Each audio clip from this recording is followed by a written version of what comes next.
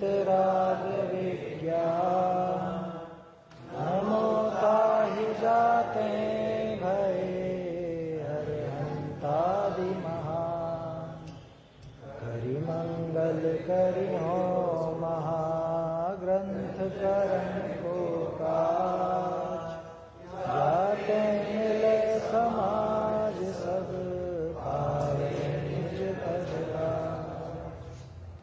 इस भव तरु को मूल जानहु मिथ्या ताको करि निर्मूल अब करिए मोक्ष उपाय।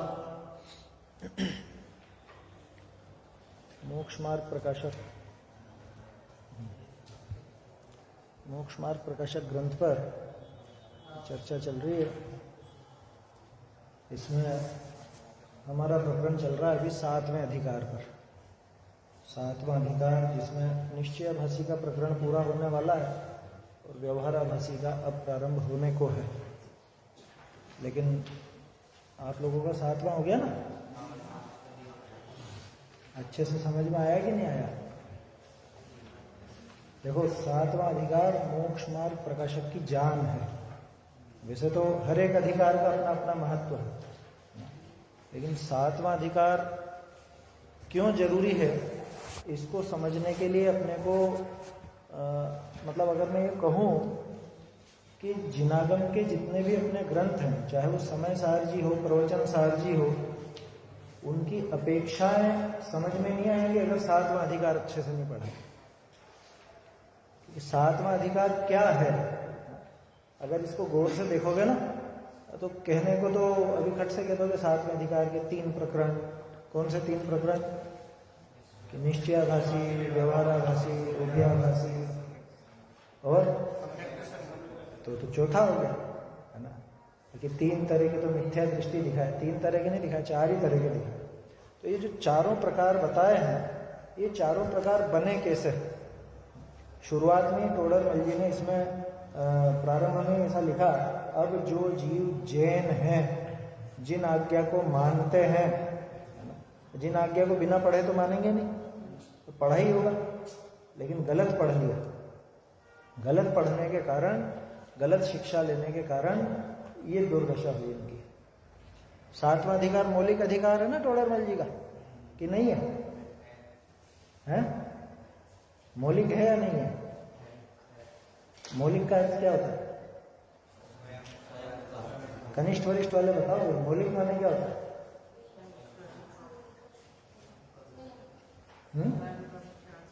बोलो बोलो भाई, जब बोलो तो इतना कॉन्फिडेंस होना चाहिए कि वापस बोल सको। अपनी बात से फिर पीछे हट जाओ तो फिर ऐसे बोलने में क्या दम है? बोलो। हाँ, स्वयं का मूल विचार कह सकते हैं। मौलिक जो मूल से ही उनका हो वो मौलिक, मूल शब्द से मौलिक बना, ठीक है? मूल से ही जो उनका हो।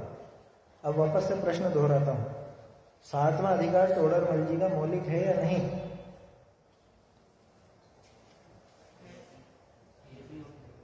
हाँ, कैसे बताओ? बोल दिया तो बताओ भी सही, है भी और नहीं भी।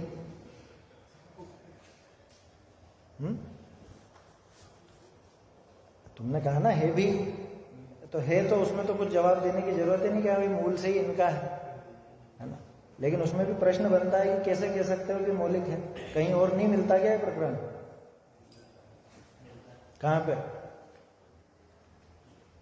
मिलता है? बोला तो कहां पे मिलता है?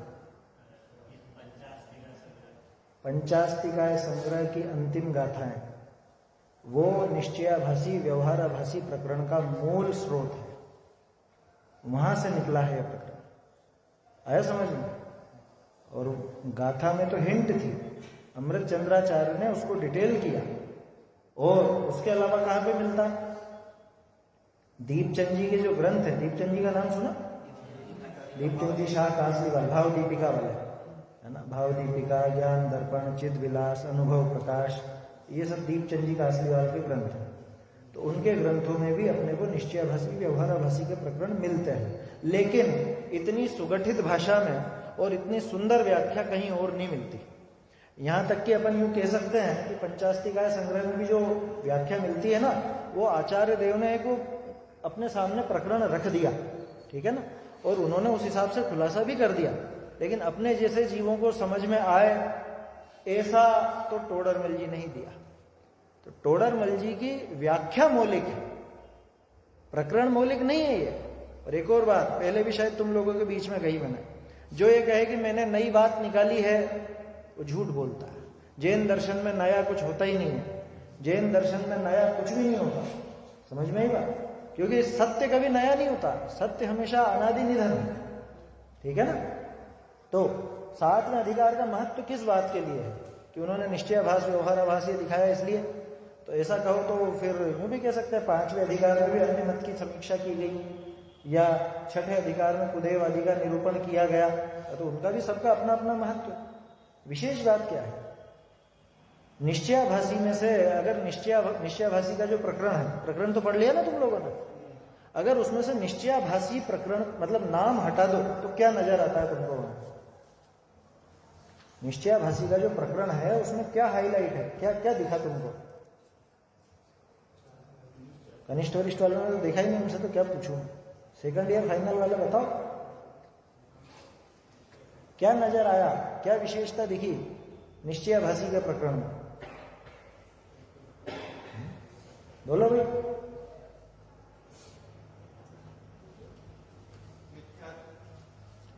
मिथ्यात्व विशेषता कैसे?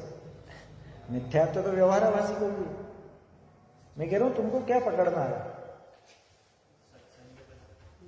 स्वच्छंदपना पकड़ना आया, ठीक है, लेकिन स्वच्छंदपने का आधार क्या?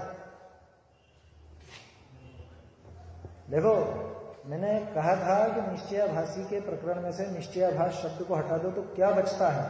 सिर्फ और सिर्फ अपेक्षाएं। अपेक्षाएं तुम उसमें देखना, निश्चयाभासी के जो प्रश्न हैं, जो जो भी प्रश्न किए, निकालो पेज निकालो, है ना, उसमें उसने मतलब कितने ही प्रश्न तो ऐसे कि फिर शास्त्रों में ऐसा क्यों कहा, फिर शास्त्रों में ऐसा क्यों कहा।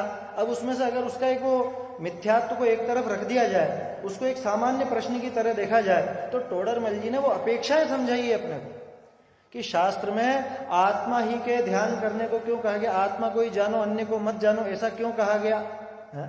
या शास्त्र में ऐसा क्यों कहा गया कि परद्रव्य को जानने वाली, शास्त्रों को जानने वाली बुद्धि व्यभिचारिणी, ऐसा क्यों कहा गया? तो ये अपेक्षाएं तो है, अपेक्षाएं तो समझाई। अभी हम लोगों ने इस बार ये प्रयोग किया, जो स्वाध्याय में बैठते मैंने उनसे कहा कि भाई ऐसे नोट करते जाओ, जहां भी आ रहा है ना कि ऐसा क्यों कहा, टोडरमल जी ने बताया कि ये ऐसे ऐसे जीवों को समझाने के लिए कहा गया। तो दो बातें निकल के आती है, एक तो किस जीव के लिए वो उपदेश है, दूसरा उसकी विवक्षा क्या है। समझ में आ रही बात? इस दृष्टि से देखोगे सातवें अधिकार को तो मालूम चलेगा सातवां अधिकार क्यों जान है मोक्ष मार्ग प्रकाशक की। बोलो, आत्मा अन्य द्रव्य का करता है या नहीं? करता है या नहीं? निश्चय से है या नहीं? निश्चय से अन्य द्रव्य का करता आत्मा है या नहीं? व्यवहार से? व्यवहार से है? उद्गल आदि कर्मों का करता है व्यवहार से? तो ये बताओ, अगर व्यवहार से है तो करता तो हो ही गया, है या कहा गया? यानी कि है नहीं? नहीं। समझ में ही बात? ये चीजें पकड़ में आती है जब अपन इन अपेक्षाओं को समझते हैं, विवक्षाओं को समझते हैं। तो टोडरमल जी ने सातवें अधिकार में और कुछ नहीं किया, विवक्षाएं समझाई, खास तौर पे निश्चयाभासी के प्रकरण में, है ना। जैसे यहाँ पे आया ना, कई जगह आया है यहाँ पे, ऐसा क्यों कहा गया? इसने पूछा भाई पर को जाना तो पर द्रव्य में रागादि करने का प्रयोजन क्या रहा, है ना। उससे कहा तो उसने क्या जवाब दिया कि मोह कर्म के उदय से हो रहे हैं हमारे, पहले भूतकाल में भरत आदि के भी हुए हैं, फिर हमारे हो गए तो क्या दिक्कत है? बोलो, इस बहाने का क्या जवाब है? ऐसे ऐसे जवाब उन्होंने दिए। समझ में आ रही बात? तो अनेक हैं ऐसे, अनेक। अब वो सारे प्रश्न तो अपन दोहराने से रहे ना, तुम्हारा वो प्रकरण भी हो चुका है। ऐसे ही निश्चयाभासी में अगर तुम देखोगे उसके जो तर्क हैं, उसके जो समझ लो, उसने तर्क तो क्या कहें, कुतर्क, वो जो कुतर्क हैं और जितने भी प्रश्न हैं वो सारे के सारे शास्त्रोक्त हैं, सारे शास्त्रोक्त। निश्चयाभासी की विशेषता है, एक भी उसने मन से नहीं बनाया। जितने भी उसने कुतर्क किए हैं, जो भी प्रश्न रखे हैं, वो सब शास्त्रों की गाथा है कि वहां उस कलश में ऐसा कहा है, वहां उस गाथा में ऐसा कहा है, उस ग्रंथ में ऐसा कहा गया। ये सब प्रमाण दिए ना उसने। इससे एक चीज और सीखनी चाहिए, निश्चयाभासी को अपनी बात का विश्वास कितना है? बहुत ज्यादा, बहुत ज्यादा। कोई भी आ जाए उसके सामने झुकता नहीं है वो। क्यों? क्योंकि उसके पास शास्त्र का आधार है। लेकिन शास्त्र का जो आधार है उसने उसका प्रयोग गलत ढंग से किया, है ना। तो निश्चयाभासी जो काम कर रहा है, असल में शास्त्र का अभ्यास करने पर भी वो अधूरा रह जाता है, क्योंकि वो उसको सही ढंग से समझ नहीं पाता। तो टोडरमल जी ने वहां पे अपने को उसकी अपेक्षा भी बताई कि आचार्य देव ने ये बात लिखी है तो क्यों लिखी है, और दूसरी बात ये भी बताई कि किस जीव के लिए लिखी है ना। जैसे अभी कल परसों हमारे प्रकरण निकला था, 211 नंबर पेज निकाल लो।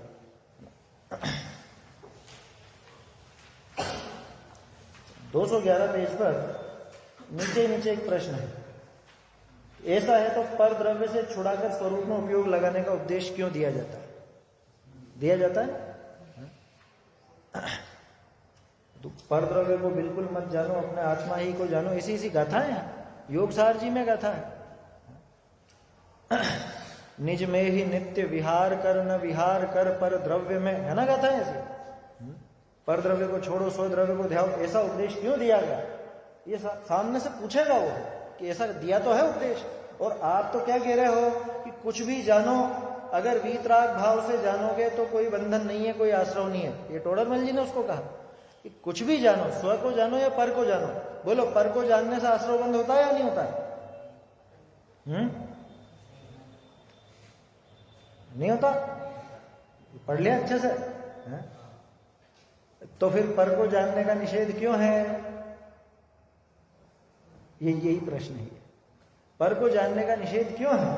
पर द्रव्य को जानने से आश्रवबंध नहीं है, आप ऐसा कह रहे हो, तो फिर निषेध क्यों है?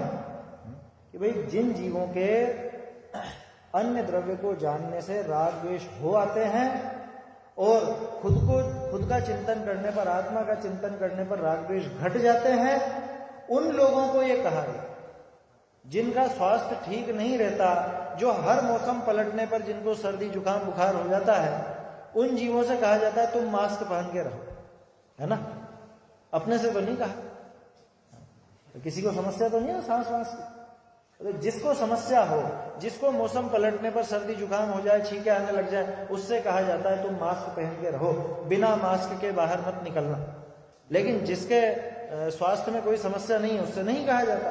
ठीक इसी तरह से जिसको स्वद्रव्य का चिंतन करने पर राग आदि घटते हैं, और जिसको अन्य का चिंतन करने पर राग द्वेष आदि बढ़ते हैं, ऐसे जीव को कहा जाता है कि तू पर को जानने मत जा, तू तो अपने आप को जा। उसी को टोडरमल जी ने एक बहुत सुंदर उदाहरण लिया, स्त्री वाला उदाहरण लिया, है ना।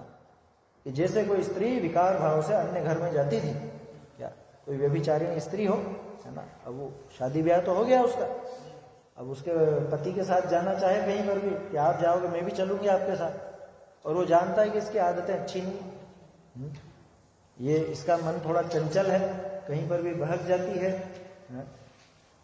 तो उसको क्या कहते हैं कि नहीं, तुम घर पे ही रहो, तुम्हें बाहर निकलने की जरूरत नहीं। और कोई स्त्री ऐसी हो कि जिसको कोई दिक्कत ना हो, मतलब जिसका आचरण अच्छा है, जो अपनी मर्यादा में रहती है, उसको कौन मना करता है? उसको कोई मना नहीं करता। समझ में ही बात? तो ऐसे समझना चाहिए कि असल में अपनी प्रवृत्ति देख करके आचार्यों ने वैसा कथन किया कि पर द्रव्य को मत जानो, स्वद्रव्य को जानो। अपने लिए कहा, मुनिराज आदि के लिए नहीं। मुनिराज तो किसी को भी जाने। वहां अपन देखते हैं ना कि जैसे जो धर्म ध्यान के भेद हैं, आज्ञा विचय, अपाय विचय, विपाक विचय, संस्थान विचय, इसमें क्या है?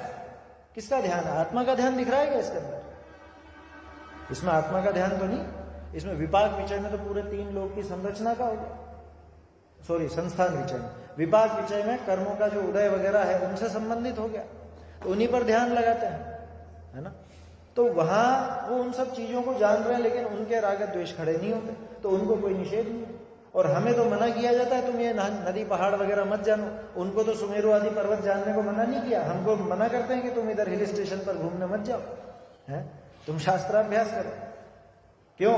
क्योंकि हम इधर उधर जाते हैं, अन्य दृश्य देखते हैं तो हमारे राग द्वेष खड़े हो जाते हैं, है ना। और उनके नहीं होते तो उनको मना नहीं। कुल मिला के ये पूरा प्रकरण 2-3 पेज का प्रकरण है पूरा।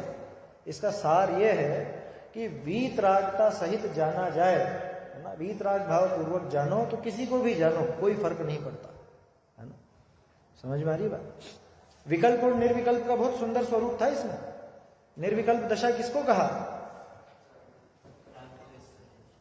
विकल्प किसको कहा? ये समझोगे तो निर्विकल्प समझ में आएगा।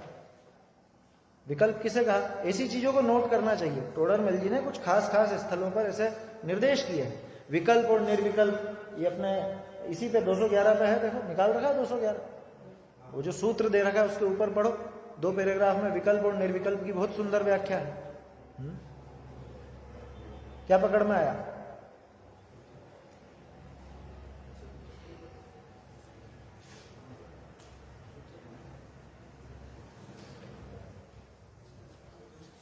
कनिष्ठ वरिष्ठ वाले बता देंगे तो 100 रुपए का इनाम। बताओ भाई, ढूंढो विकल्प किसे कहा? 211 पेज पर, पेज नंबर बोल रहा हूं मैं तो, पेज नंबर के ऊपर देखो, वहां पे सूत्र के ऊपर।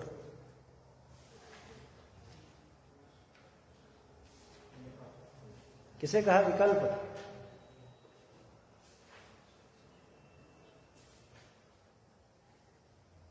चलो कनिष्ठ वरिष्ठ वाले नहीं बता रहे हैं, चलो बताओ भाई, बाकी के बताओ, first year second year final. हाँ, तुमको इनाम नहीं है लेकिन बोलो। किसी गेय को जानने में उपयोग लगाना और फिर उसमें से निकालना। उसमें से नहीं, मतलब उसमें से बाहर आना। पढ़ो ढंग से, पढ़ो उस लाइन को। तुमने एक ही गेय में लगाना और उसमें से निकालने की बात की। किसी गेय के ज्ञान से छुड़ाना, किसी गेय से तो छुड़ाना और किसी गेय में लगाना, है ना। किसी को जानना और उसी में से हटाना, या किसी से हटा के उसी में लगाना, वो नहीं है बात भाई। इसको समझो, है ना। कोई भी चीज को जल्दबाजी में नहीं देखना अपने को। किसी गेय से तो मैं छुड़ा रहा हूं, क्यों? द्वेष। और किसी गेय में लगा रहा हूं, क्यों? राग। आया समझ में? तो राग द्वेष के वशीभूत होकर किसी गेय से तो उपयोग को छुड़ाना और किसी गेय में लगाना। क्या मतलब? कि अभी दूसरी जगह जानने कुछ और वस्तु अपन जान रहे थे, लेकिन वो जानने में अपने को कोई विशेष मन नहीं लगा, चलो थोड़ा मोबाइल चलाते, मोबाइल देखने में लगे। क्यों? दूसरी बात सुनने में क्यों नहीं उपयोग लग रहा है? कि वहां मजा नहीं आ रहा, वहां अरति है। अरति माने द्वेष, ठीक है। इसमें रति है तो यहाँ पे हाथों हाथ बैठ जाओ, तो इसमें हाथों हाथ अपन उपयोग लगाते। विकल्प की बहुत बढ़िया परिभाषा। और निर्विकल्प किसको कहा?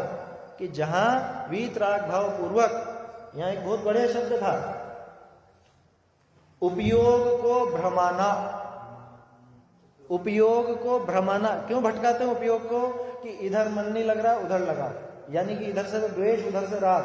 तो जहां राग द्वेष है वहां पे उपयोग भटकेगा ही भटकेगा, वहां उपयोग को ऐसा भ्रमित किया जाए। और जहां पे राग द्वेष नहीं है, यानी अब उनको कुछ भी जानने में आए सामने, है ना। चाहे सामने कोई तीर तलवार चलाता हो, चाहे सामने कोई पूजा करता हो। क्यों हमारे मुनिराज आदि वीतरागी होते हैं? तो इसीलिए कि उनको कोई ऐसा फर्क ही नहीं पड़ता, सामने कोई भी आ जाए।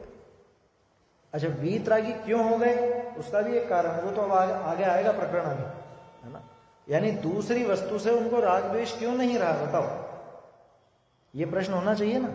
अपन कहते हैं कि वो वीतरागी हैं इसलिए उनको राग द्वेष नहीं होता। मैं तो वो तो एक ही बात हो गई, वीतरागी हैं इसलिए राग द्वेष नहीं होता। मैं पूछ रहा हूं वीतरागी क्यों हुए हैं? वो तो एक ही बात हो गई ना। वीतरागी है माने कषाय नहीं है, तो अकषाय बोल दो चाहे वीतरागी बोल दो। मैं पूछ रहा हूं वीतरागी हुए क्यों, कैसे हुए? वीतरागता कैसे आ गई? ऐसा क्या हो गया जो कि कषाय मिट गई उनकी अन्य द्रव्य के प्रति? ये तो आगे की चीजें भाई। उपयोग तो तब नहीं भटकाएंगे जब राग द्वेष ना हो। फिर वही बात दोहरा रहे, वीतरागता का मतलब ही तो कषाय खत्म होना है। दीक्षा, इच्छा। अच्छा, तो इच्छा और कषाय अलग चीज है। इच्छा का खत्म होना या राग द्वेष खत्म होना या कषाय खत्म होना, ये सारे तो एक ही हैं। मूल बात को पकड़ा करो। मूल चीज इसमें यह है कि उन्होंने स्व और पर को जाना, यानी कि पर को पर जाना।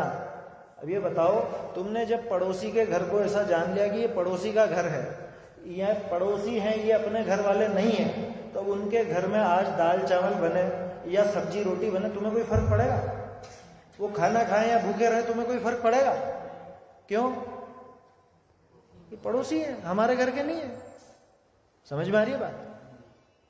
कभी सोचते हो क्या कि नेपाल में आज क्या हुआ, श्रीलंका में क्या हुआ, भारत में क्या हुआ, इस खबर से फर्क पड़ता है। लेकिन नेपाल, श्रीलंका, भूटान और कौन सा, पाकिस्तान का नाम इसलिए नहीं लिया क्योंकि वहां तो द्वेष खड़ा हो जाता है तत्काल है। हालांकि फर्क वहां भी नहीं पड़ना चाहिए। तो बोलो, उन सब में अपनी क्यों उसमें राग द्वेष नहीं हो रहा है? इसलिए नहीं हो रहा है क्योंकि हमने जान लिया ये पर है, ये हमारा है ही नहीं, हमारा इनसे कुछ लेना देना नहीं है। आया समझ में? तो मुनिराज वीतरागी क्यों हो गए? क्योंकि उन्होंने स्व और पर की भिन्नता को यथार्थतया जान लिया, उनके स्वरूप को वास्तव में पकड़ लिया। समझ में आएगा? ये ऐसी ऐसी बारीकियां हैं टोडर मल जी ने दी। तो सातवें अधिकार की विशेषता यही है, अपेक्षाएं अपने को समझ में आती है। अभी मैं तो थोड़ा रिवीजन जैसा सोच रहा था कि वो चला मैं अपना, है ना, ठीक है, लेकिन कोर्स तो हो गया है, सातवें का तो हो गया ना। देखो, थोड़ा जो हमारा विषय चल रहा है उसको अपन लेंगे, उसके बाद फिर आगे जो अपने को बात करनी है वो बात करेंगे। 211 पे अपन ने देखा ना, परद्रव्य से छुड़ाकर स्वरूप में उपयोग लगाने का उपदेश क्यों दिया, तो स्त्री का उदाहरण आया। फिर एक और नया प्रश्न 212 पर, ऐसा है तो पढ़ो भाई, पढ़ो, क्या लाइन लिखी है? ऐसा है तो महामुनि परिग्रह की चिंतन का त्याग इसलिए करते हैं। हाँ, क्या प्रश्न है भाई? कनिष्ठ वाले बताओ क्या प्रश्न है? अब पढ़ के मत बताओ, क्या समझे उस प्रश्न से? क्या कहा उसने?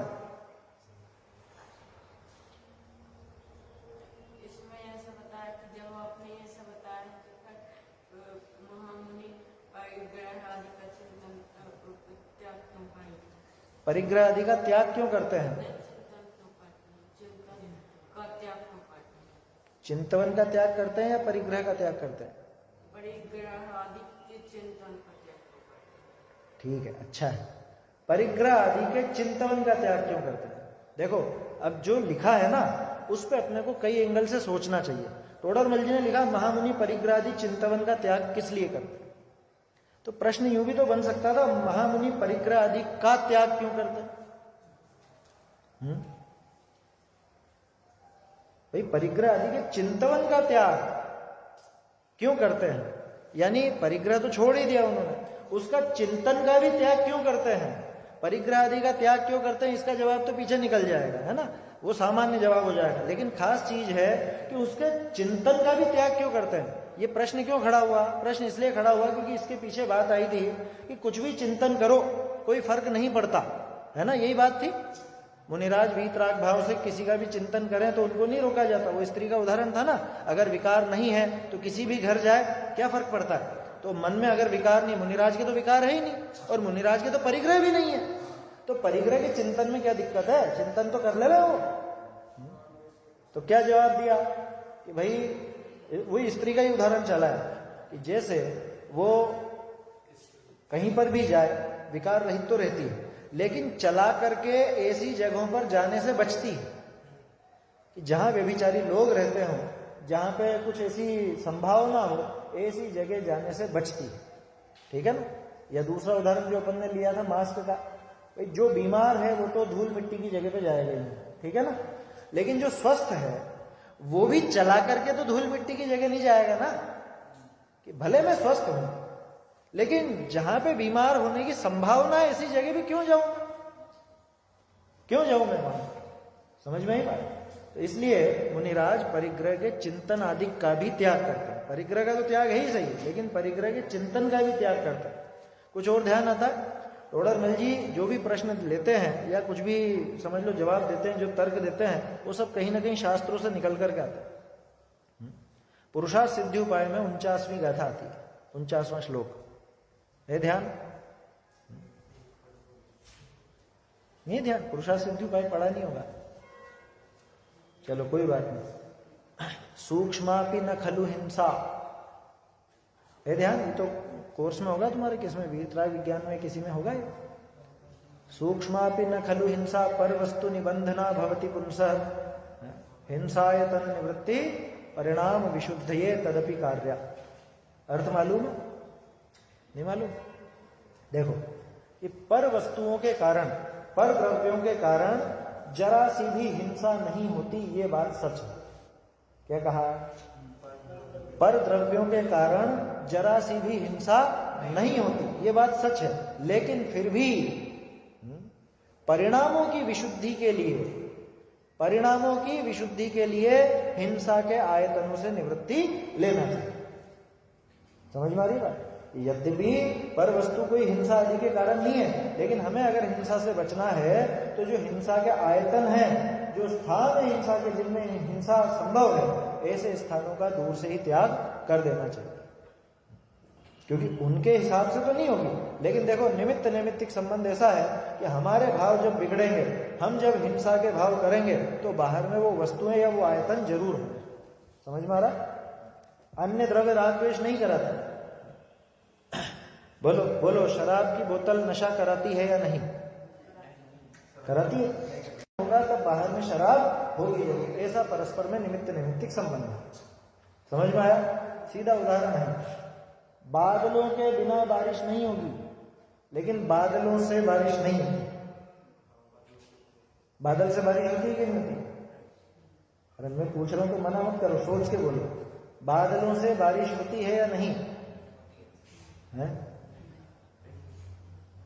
तो जब जब बादल है तब तब बारिश क्यों नहीं होती? जब जब बारिश होगी तब तब बादल जरूर होंगे, जब जब बादल होंगे तब तब बारिश हो, ये जरूर। समझ में आ रही बात? वैसा का वैसे यहां समझना। हालांकि बादल और बारिश में अपन निमित्त नैमित्तिक संबंध नहीं बोलते, वहां पे तो कार्य कारण बोलते हैं, ठीक है ना? लेकिन निमित्त नैमित्तिक को भी इसी तरह से अपन घटित कर सकते हैं। समझ में आता? तो इसलिए महामुनिराज वो परिग्रह के चिंतन आदि का भी त्याग किया करते हैं।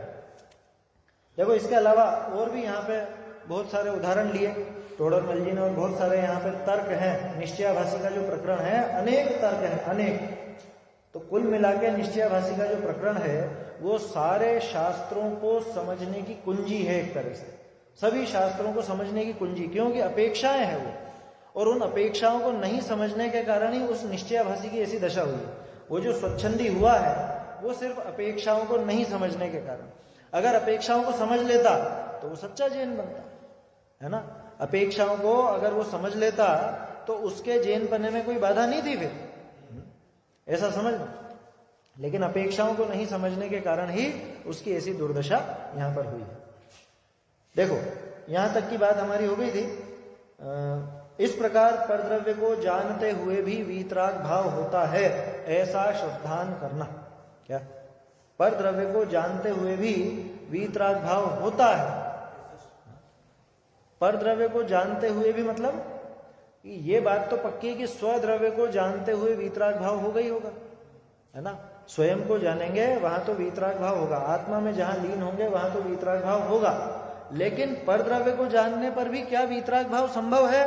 कि बिल्कुल संभव है। मुनिराज के दिखता है ना? अनेक प्रकार का ध्यान है।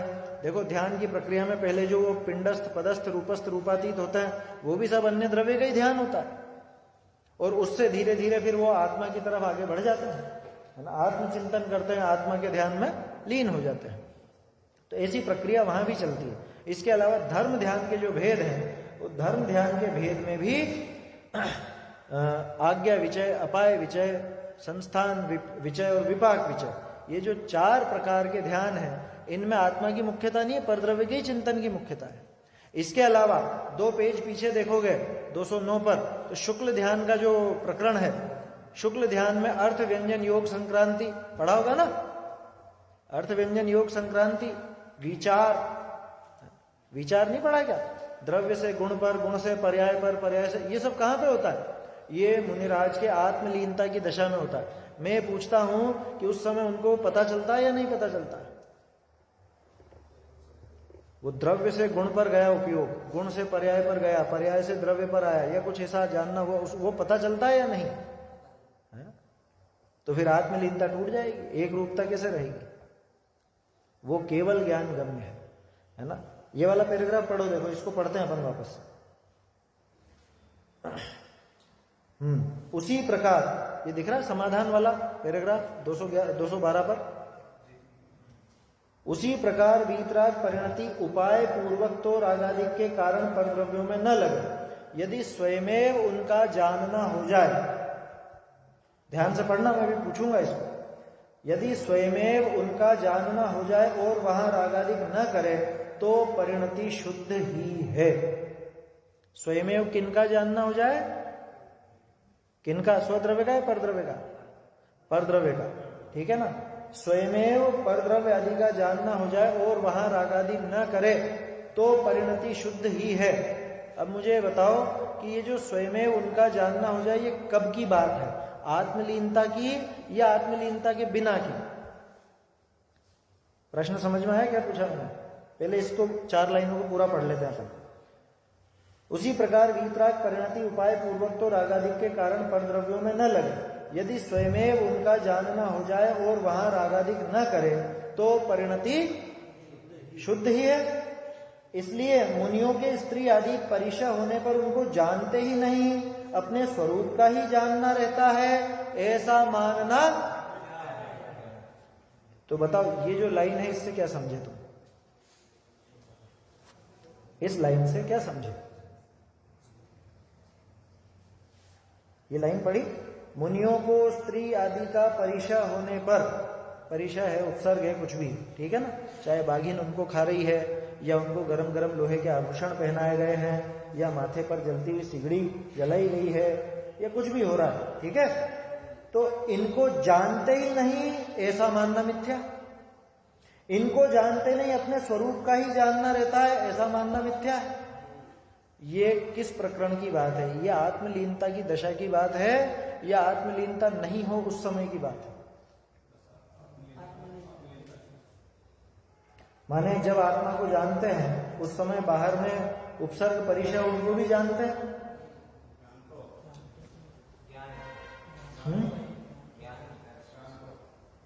तो ज्ञान होता है मतलब जानना हुआ। जानते हैं माने ज्ञान हुआ, एक ही बात है। ज्ञान हुआ बोलो चाहे जानना हुआ। वापस से पढ़ो इस लाइन। मुनियों को स्त्री आदि के परिशय होने पर उनको जानते ही नहीं, अपने स्वरूप का ही जानना रहता है, ऐसा मानना मिथ्या है। यानी कि ऐसा मानो कि वो स्त्री आदि परिशय को भी जानते हैं और अपने आत्मा को भी जानते हैं, यही अर्थ निकला। लेकिन प्रश्न है कि किस समय?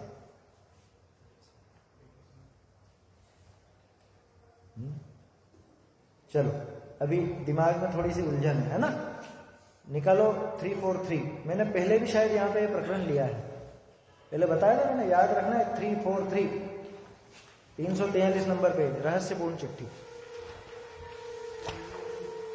देखो तुम लोगों काम की बात है, इस वजह से उसको घोट रहे हैं अपन, अपेक्षाओं को समझना चाहिए। वो लिखा है उन्होंने तो किस जगह के लिए लिखा है।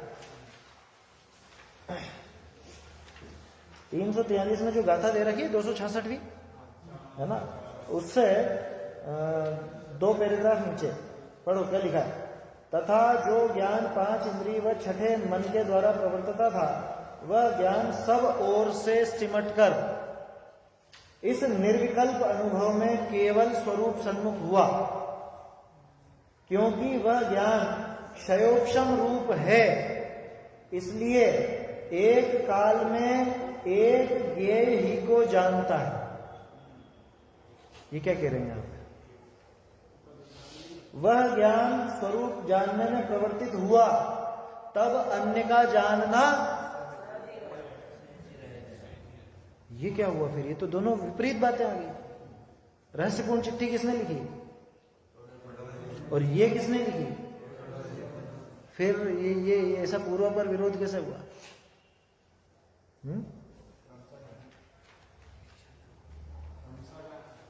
क्रमशः जानेगा। तो फिर ये 212 पे क्या कह रहे हैं? 212 पे एक साथ जानना नहीं लिखा है। एक साथ जानना लिखा क्या? स्वरूप के साथ साथ बाएं में जो परिचय हुआ उसका भी जान रहा है।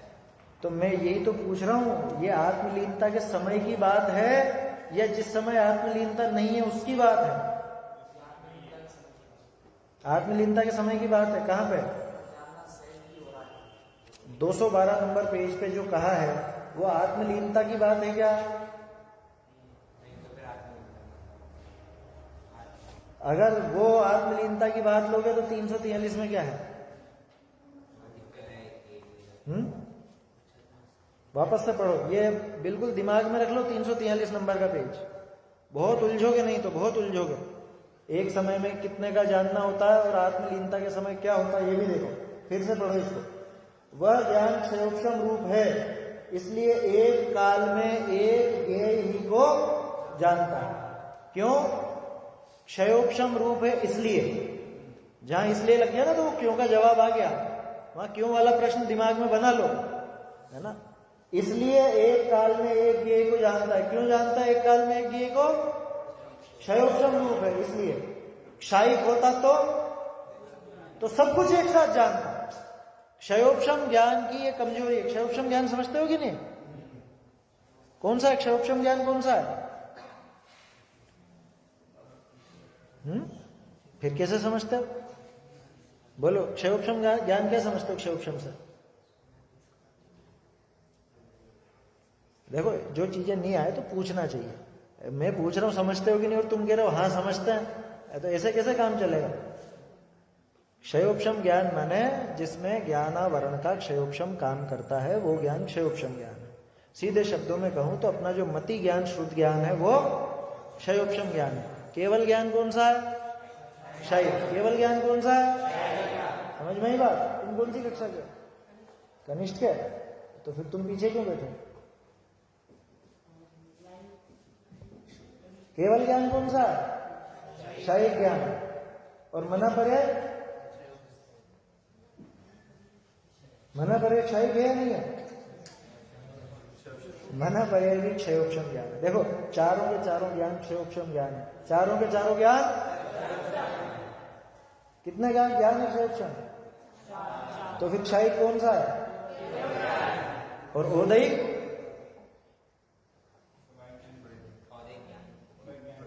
ज्ञान कभी ओदैक होता ही नहीं है ना।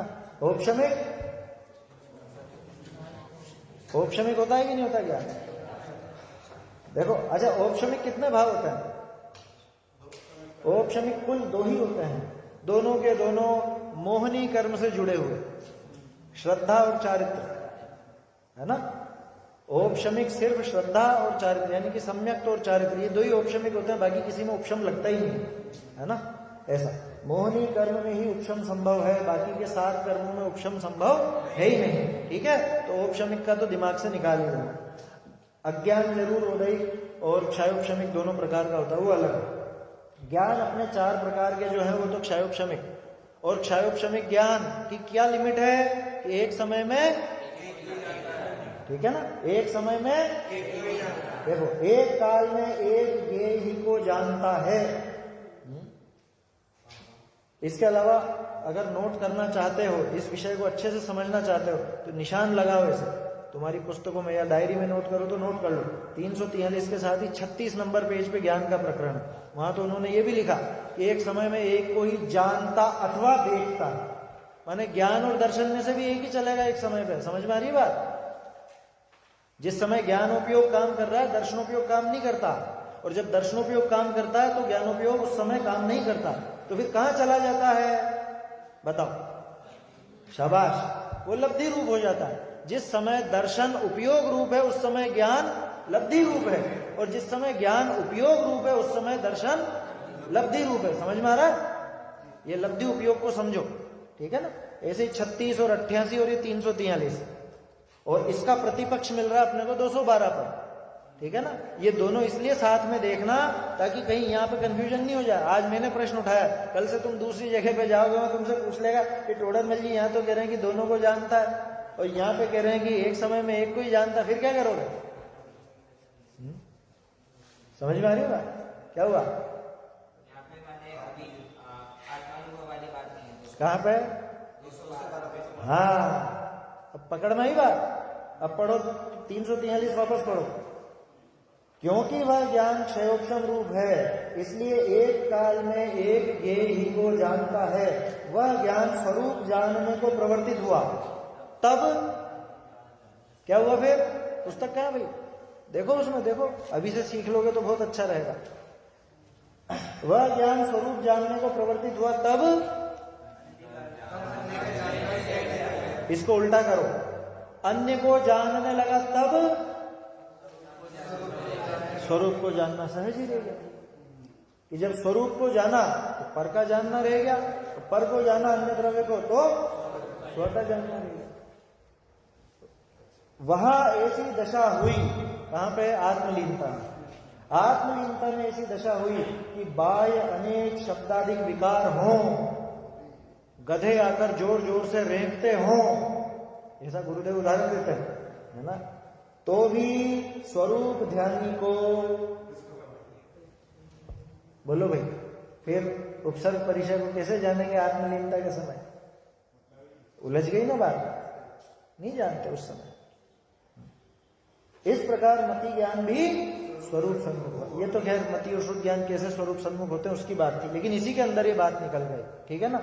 तो हल क्या है इस बात का? क्या मुनिराज को उपसर्ग परिचय का ज्ञान नहीं होता? अब ये 212 पढ़ो, होता या नहीं होता? कि मुनियों को स्त्री आदि परिचय होने पर उनको जानते ही नहीं, ऐसी बात नहीं है, जानते हैं, लेकिन जानने के बाद क्या किया? जो 343 पे देखा वो किया। जानने के बाद उन्होंने अपने उपयोग को समेट लिया। समझ में आई बात? और जब समेट लिया, स्वयं को जाना, तो अन्य का जानना अपने आप ही हो गया। जब आत्मा को जान रहे उस समय फिर बाहर का जानना मिट गया। पहले जाना था, जैसे सुकोशल स्वामी पर बाघिन ने हमला किया, तो उस बाघिन को जाना, ठीक है ना, और जान करके फिर उपयोग को अंदर ले गए, आत्म स्वरूप को जानने में उद्यम किया। तो अब आत्मा जानने में आ रहा है, उस समय बाघिन जानने में नहीं आ रही। सोचो तो सही, अगर बाघिन जानने में आ रही होती, यानी कि बाहर का कुछ भी जानने में आ रहा होता, तो वो श्रेणी क्या होता? श्रेणी कैसे बढ़ती? समझ में आ रहा? इसलिए उपयोग क्षयोपशम ज्ञानी का तो एक समय में एक ही जगह रहता है। एक समय में एक ही जगह रहता है माने स्व में अथवा पर में। नहीं तो कोई कोई ऐसा भी कह सकता है, बोलो ये कितने हैं? एक समय में दो जाने की नहीं जानना। अरे ये एक समय में दो जानना नहीं हुआ, एक समय में एक जगह रहता है माने या तो स्व में या पर में, ये उसका अर्थ है, ठीक है ना। यूं तो भले सैकड़ों हो ना सामने, ऐसा बोलो।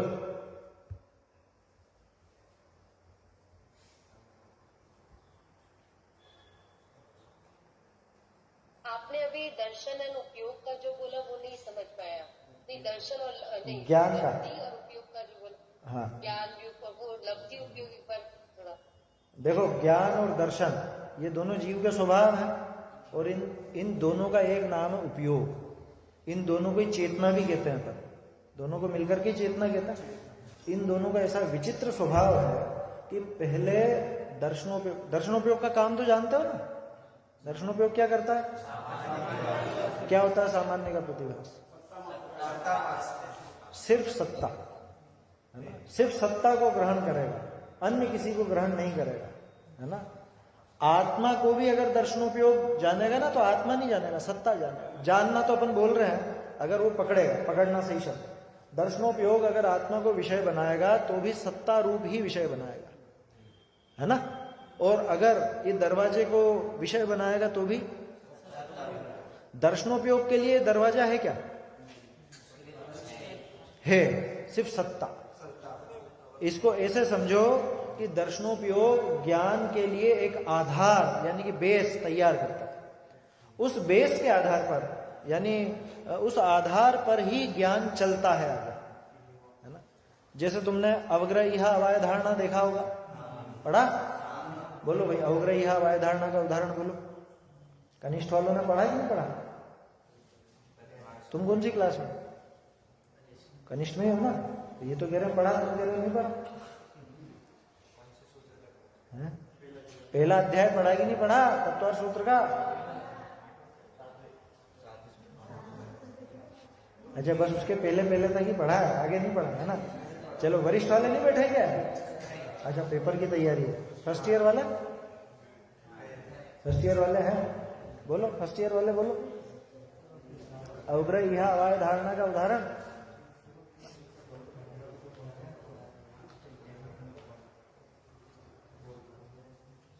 नहीं, ऐसा काम मत करो, है? ये तो बेसिक चीजें हैं, है ना? तुम्हारे न्याय दीपिका में भी आई होगी। न्याय दीपिका पढ़ ली ना? न्याय दीपिका नहीं पढ़ी? फर्स्ट ईयर में आ गई, न्याय दीपिका नहीं पढ़ी? अच्छा, फर्स्ट ईयर में ही आए हैं। अच्छा, कनिष्ठ वरिष्ठ पढ़ी नहीं है। चलो, हाँ, तो जिसने पढ़ी भाई वो बता दो।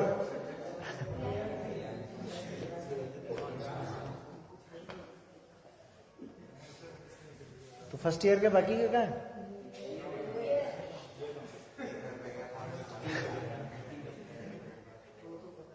हाँ बोलो। मतलब कुछ आंखों के सामने से जो गया वो तो हो गया अवग्रह। हाँ, वो हुआ क्या होगा? उसमें कुछ लगा कि नहीं कुछ है, हाँ, तो ये अवग्रह हो गया। अच्छा, कुछ है तो अनध्यवसाय में भी होता।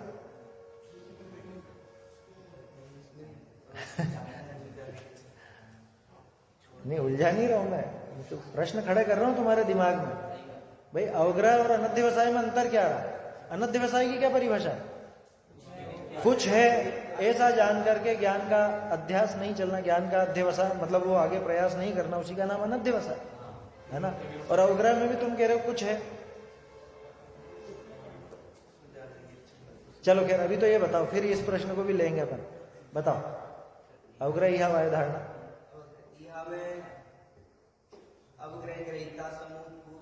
परिभाषा नहीं चाहिए मुझे, तुम तो क्या होता है वो बताओ, उदाहरण से ही बता दो। इसको जानने की इच्छा होना। जानने की इच्छा होना, ठीक है, यह मतलब इच्छा होता है, लेकिन ये जानने की इच्छा की ये कैसा है, क्या है ना? हाँ, और धारणा में अवाय उसके बारे में विशेष जानने की कुछ लक्षणों से उसका कुछ निर्धारण करना।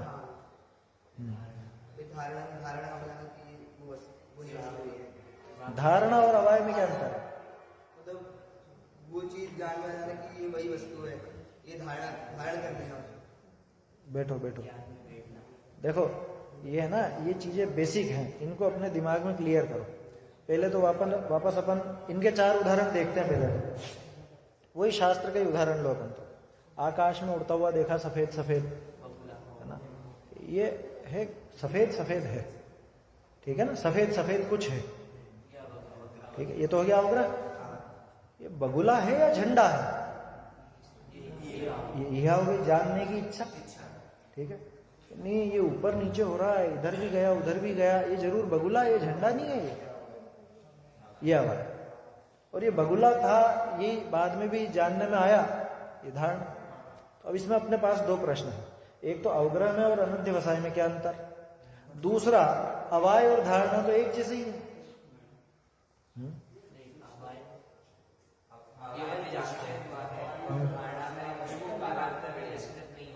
हाँ, भूलना नहीं, जो निर्णय किया है उसे नहीं भूलने की शक्ति का नाम धारणा है ना? चीज वो की वही है, अवाय में निर्णय हो चुका है, अवाय में निश्चय हो चुका, लेकिन धारणा में आगे नहीं भूले, उसका नाम धारणा, ठीक है ना? अब अपना प्रश्न क्या था? अवग्रह और अनध्यवसाय में वास्तव में दोनों एक जैसे ही हैं। अनध्यवसाय अगर सिर्फ अवग्रह होकर के रह जाए तो वो अनध्यवसाय है, और आगे गाड़ी चल पड़े तो अनध्यवसाय नहीं है। नहीं तो है क्या दोनों में, बताओ? अनध्यवसाय में क्या कुछ है, और होगा भला टालो, है ना? ऐसा। और अवग्रह में कुछ है के अलावा भी थोड़ा सा अपन ने जान लिया मान लो, लेकिन आगे उसकी प्रक्रिया नहीं चली, तो फिर वो किसी काम का नहीं रहता, वो याद क्यों नहीं रहता? अब अपना हाँ कह सकते हैं, ईहा और संशय, लेकिन संशय में क्या है, भ्रम रूप स्थिति है। ईहा में आगे निर्णय करने की शक्ति भी और आगे बढ़ते भी हैं। हाँ, पूरी तरह से अपन उसको वैसा नहीं कह सकते, मिलते हुए हैं। जैसे अनध्यवसाय और अवग्रह मिलते हुए हैं, ऐसे ईहा और संशय ये दोनों भी मिलते हुए हैं। और विपर्य अवाय भी मिलते हुए ही, अवाय में भी निर्णय है और विपर्य में भी निर्णय है ना। तो तीनों उनसे मिलते हुए, ये भी मतलब गजब का क्या कहें अपन, ऐसा कॉम्बिनेशन बैठा है इनका। चलो, तो अपन बात कर रहे थे दर्शनोपयोग के। दर्शनोपयोग में क्या हुआ कि दर्शनोपयोग अवग्रह के पहले की भूमि तैयार करता है ना। जिस सत्ता को पकड़ा है दर्शनोपयोग में, ज्ञान उस पर आकर के ऊहापोह करेगा। ज्ञान उसके ऊपर आके ऊहापोह करेगा कि क्या है, कैसा है, कितना है, जो भी निर्णय करना है वो सब। अवग्रह भी ज्ञान में, ये ध्यान रखना, अवग्रह भी, जैसा अवग्रह में अपन ने क्या देखा, सफेद सफेद, तो सफेद है इतना भी दर्शन नहीं पकड़ता। क्या सफेद है ये भी नहीं पकड़ता दर्शन। सफेद है, ये जो मैंने वाक्य कहा, इसमें से दर्शन ने क्या पकड़ा है सत्ता का, सिर्फ सत्ता को पकड़ता है, इसलिए उसको बोलते हैं सन्मात्र ग्राही, सत्ता मात्र का ग्राहक। और सत्ता होती है सामान्य, जो तुम बोलते हो ना, सामान्य का ग्रहण करने वाला, सामान्य का प्रतिभास करने वाला। तो सामान्य क्या है, जगत की समस्त वस्तुओं में सामान्य क्या है, सत्ता। जितनी भी वस्तुएं हैं वो अस्तित्व सहित हैं, वो सत्ता उनमें सामान्य। इसलिए जब अपन कहते हैं कि दर्शनोपयोग सामान्य का प्रतिभास करने वाला है, तो दर्शनोपयोग असल में सत्ता मात्र का ग्राही इस तरह से कहा जाता है, क्योंकि सत्ता सामान्य है और सामान्य का प्रतिभास यानी सत्ता का प्रतिभास। अब वो सत्ता कैसी है, किसकी है, क्यों है, कितनी है, कैसी नहीं है, ये सारी बात किसके जिम्मे, ज्ञान के जिम्मे है ना। ये काम ज्ञान करेगा, ठीक है, ऐसा समझना। तो ठीक है, समझ में आए। अब प्रश्न क्या था अपना, प्रश्न तो ये था कि इनमें लब्धि और उपयोग कैसे चल रहा है। देखो, दर्शन और ज्ञान ये दोनों मिलकर के चेतना कहलाती, उपयोग कहलाता है, ठीक है ना। समाप्त करते हैं बस समाप्त करते में हाँ भरी है ना। देखो, दर्शन और ज्ञान ये दोनों के दोनों, ध्यान दो भाई, ध्यान दो, तुम्हारे काम की बात है। दर्शन और ज्ञान ये दोनों मिलकर के चेतना कहलाते हैं, उपयोग कहलाते हैं, ठीक है ना। उपयोगो लक्षणम जब कहा गया तो अकेले ज्ञान को नहीं पकड़ना, दर्शन को भी उसमें पकड़ा जाता है। वहीं तो लिखा आचार्य जी ने, उपयोगो लक्षणम के बाद वाला सूत्र क्या है, सद्विविधो अष्ट चतुर्भेद, कि वो दो प्रकार का है उपयोग, है ना, दर्शनोपयोग और ज्ञानोपयोग। तो दोनों को साथ में लिया ना, दर्शन को भी उपयोग कहा और ज्ञान को भी उपयोग कहा। अकेले दर्शन को या अकेले ज्ञान को उपयोग नहीं कहा गया।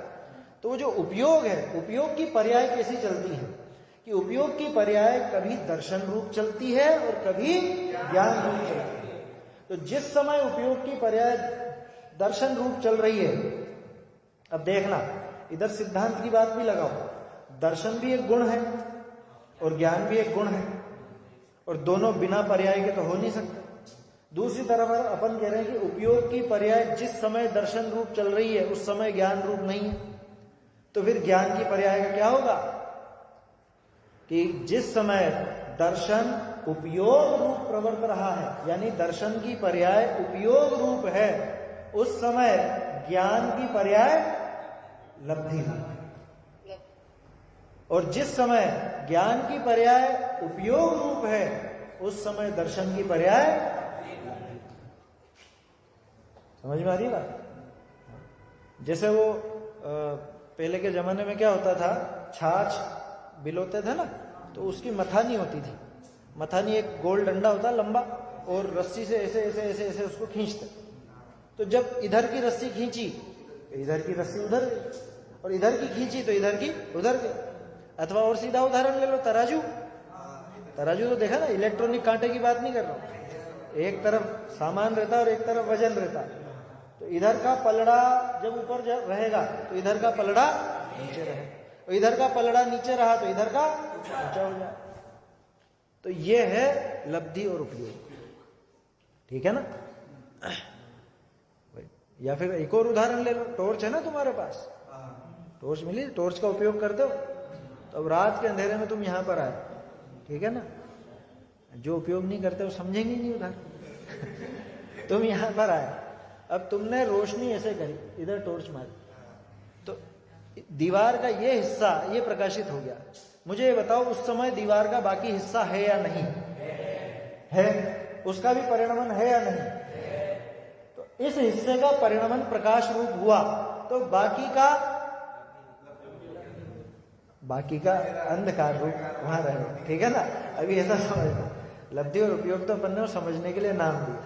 या और उदाहरण ले लो, वो बल्ब की सीरीज होती है ना, लोग सजावट में लगाते हैं, लाइन से एक एक जलते हैं। उसमें ऐसा भी होता है कि जैसे कुछ बल्ब अभी जल रहे हैं तो उनके पास वाले अगले समय में जले, फिर वो बंद होंगे, फिर ये जले। तो कुल मिला के इसी तरह का काम ज्ञानोपयोग और दर्शनोपयोग का है। आया समझ में। जब ज्ञान लब्धि रूप होगा तो दर्शन उपयोग रूप होगा, और जब दर्शन लब्धि रूप होगा तो ज्ञान उपयोग रूप होगा। मैंने उल्टा बोला, बोलना ऐसा चाहिए कि जब ज्ञान उपयोग रूप होगा तब दर्शन लब्धि रूप होगा, और जब दर्शन उपयोग रूप होगा तब ज्ञान। समझ में आई बात। तो ये दर्शन ज्ञान की बात है। अब अपना प्रकरण तो ये था, इसके चक्कर में और बातें भी निकल गई, लेकिन ठीक है, वो विवक्षाएं समझ में आती है उससे। तो 212 पे जो लिखा है ये समझ में आया है? कौन सी बात है, फिर से पढ़ो। मुनियों को स्त्री आदि के परिचय होने पर उनको जानते ही नहीं, अपने स्वरूप का ही जानना रहता है। कब के लिए? जब आत्मा में लीन ना हो तब के लिए। लेकिन जब आत्मा में लीन हो तब ये मानना सही। समझ में आई बात। तो टोडरमल जी ने यहां उस बात को क्यों नहीं लिया, 343 वाली बात को यहां पे क्यों नहीं लिया? अब ये प्रश्न नया इसलिए नहीं लिया क्योंकि निश्चयाभासी तो पहले से ही उस बात को पकड़ के बैठा है कि हम तो आत्मा को ही जानेंगे, दूसरे को जानेंगे ही नहीं। समझ में आ रही है बात। ये 2-3 पेज से यही प्रकरण चल रहा है। वो यही कहता है कि हम तो आत्मा को जानेंगे, दूसरी चीज नहीं जानेंगे। दूसरी चीज माने हम तो 3 लोक को भी क्यों जाने, हम तो 7 तत्वों को क्यों जाने, हम तो 9 पदार्थों को क्यों जाने, हम तो बस आत्मा को जानेंगे। तो उसको समझाना है। इसलिए टोडरमल जी ने वो बात यहां पर नहीं की, वो तो पहले ही पकड़ के बैठा है उस बात को। समझ में आ रहा है। तो टोडरमल जी बहुत कायदे से टेकल करते हैं, सामने का जीव कैसा है, किस तरह से वो समझेगा, ये वो समझाते हैं अच्छे से, ठीक है ना। ऐसा एक और बात, अभी खैर अब ये तो जो होगा सो होगा प्रकरण जैसे भी। निश्चयाभासी के जो प्रकरण, निश्चयाभासी ने जो तर्क लिए हैं, जब अपन व्यवहाराभास के प्रकरण में जाते हैं तो बहुत सी जगह टोडरमल जी इन्हीं तर्कों से, यानी जो निश्चयाभासी कह रहा था उन्हीं बातों को लेकर के व्यवहाराभासी का समाधान करते हैं। समझ में आ रही है बात। तो ये क्या बात हुई, आप तो हर किसी को चुप करा रहे हो। निश्चयाभासी को पहले उससे उल्टी बात कह के चुप करा दिया, अब व्यवहाराभासी आया तो निश्चयाभासी वाले तर्क लेकर के उनको चुप कराने लगे। भाई ऐसा कुछ भी गलत नहीं किया उन्होंने, क्योंकि निश्चयाभासी उन्हीं बातों को, उन्हीं तर्कों को गलत अपेक्षा से, गलत विवक्षा से पकड़ता था, वो उसकी भूल थी। और व्यवहाराभासी अभी जो यहाँ जवाब रूप है उन चीजों को लेकर के वो पकड़ करके बैठा है, तो उसकी भी विवक्षाओं का ज्ञान उसको भी नहीं। कुल मिला के 7वां अधिकार जो है वो जिनागम के अलग अलग प्रकरणों की अपेक्षाओं को समझने के बारे में है ना। अलग अलग प्रकरणों की क्या विवक्षाएं हैं, क्या उनकी अपेक्षा है, एक तो किसके लिए लिखा और एक किस विवक्षा से लिखा, है ना। ये 2 चीजें इसमें खास समझने की, है ना। आगे की बात फिर अपन और कल देखेंगे। क्या करना है, सुबह तो समय साहब जी है ना, अभी जो ऑनलाइन सुनते हैं, कल सुबह से पुरुषार्थ सिद्धि उपाय का अपना क्रम थोड़ा सा भंग होगा। अभी वो नहीं लेंगे अपन, जीव अजीव अधिकार का प्रारंभ करेंगे। और सुबह कितनी बजे, 9 बजे, सुबह 9 बजे का समय रहेगा, है ना। अभी 9:15 से जो चलता है वो कल से सुबह 9 बजे से रहेगा।